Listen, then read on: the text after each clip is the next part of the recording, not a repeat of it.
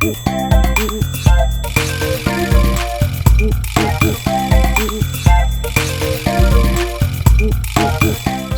I'm late, Dor, but that Mrs. Jenkins at number 38 caught me again. Oh, don't tell me. It was about her verrucas, wasn't it? It was, Dor. Honestly, she does go on. I think she got the Duke of Edinburgh's award for those verrucas, you know, Daff. It wouldn't surprise me either. I've bought you round this magazine from Raymond's wife. She goes in for all this royal magazine stuff. She brings them round to me now and then, and I thought you might like this one. There's some nice stories in there. Oh, that's grand of you, Daff. I'll enjoy having a look through that one. But I don't buy magazines myself, as you know. No, nor me. They're too expensive, but they can afford it. Oh, I do like your new decoration. And that lovely fire. It's electric, isn't it? Yes, it is. Well, with the radiators and that, we don't find we need it any more. You know, the open one. No, well, I'd get rid of mine, but you know Raymond brings all the logs from the yard, and I only need it in the winter for a bit. As you say, the radiators are enough now, aren't they, these days? Now then, sit yourself down, and I'll make you that nice coffee. Thanks, Dor. I've been looking forward to this coffee, standing there talking to her. I'll put the magazine on this chair for you. There's nothing in that magazine, I hope, about the other two. Oh, no, Dor. It's just about Kate and William and the children. Some lovely things in there, really there are. Nice photos and that. He's got a book coming out, you know. Well, it might already be out. It's called Spare. Well, never. Mind you, he's always been worried about his hair, hasn't he? It's always been a problem. Oh, now, Dor, it's not hair, it's spare, because he's a spare one, isn't he? Well, he's always driven the family spare, so I suppose that's a good title for him. What's it all about, then? Oh, it's about him, who else? And all his problems, apparently. I mean, who could believe it? It's such a shame. I feel so sorry for the royals, I do. Well, we won't be buying it, will we, Daff? No, we blooming well won't, will we?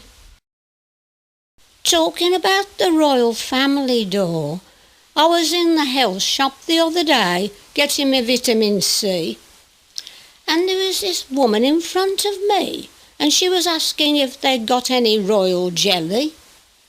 Royal jelly? I've never heard of it before. Do the royal family make it? No. Now that's an odd thing, because I wouldn't know anything about it if it wasn't for our Marie. She's really into this sort of health thing, as you know, and she was telling me about royal jelly, but it's very expensive, you know, and she doesn't get much of it now, but she used to buy a little bit at a time. But they put it in capsules and everything. Well, what is it then? Royal jelly is made by the queen bee, and when she dies, she's stored all this other jelly, and the worker bees then feed it to another female larva, and that alters the insect's DNA and turns it into a queen. It's fascinating. I just remember that bit about the leaflet, but I can't remember much more. I'll try and sort it out for you. Is it like honey then? No, it's quite different to honey, and it's very, very potent. They use it a lot in health now.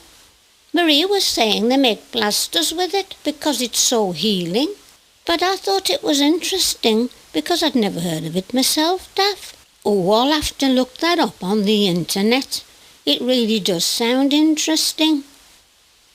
Well, I'm glad I know, Dor, because I thought it must come from the Duchy of Cornwall place, you know, or that Highgrove, where he does all that organic stuff. Aye, well, it's an easy mistake to make. I'd probably think the same myself if Marie hadn't put me in the picture.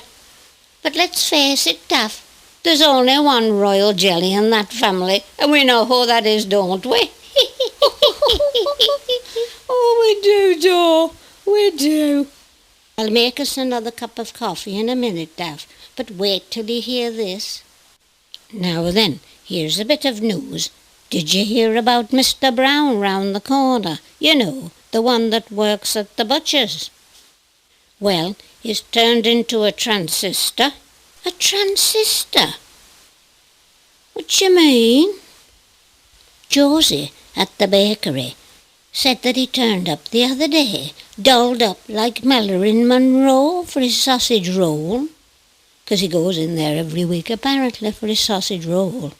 Oh, Dor, I think you mean transgender. Do I? Well, that's what I thought my Marie said. She said he was tuning in to his feminine side. No, it's transgender. But I don't judge people. Everybody's got to live their lives. Oh no, Daff. I agree. People have got to live their own lives as they need to. But when I go in the butcher's, I'll never be able to look at him in the same way. I'll always see Marilyn Monroe handling my sausages as he goes to weigh them. Well, come to think of it, Marilyn Monroe maybe handled quite a lot of sausages in her day, didn't she? Oh, you are naughty, Dor, you are really. Now then, Dor, did you hear about Doreen, who works at the sauce factory? Oh, have I got a story to tell you? Oh, I've heard some things too. We'll have to exchange notes then, won't we? I'll make some more coffee in a minute. We're going to need it.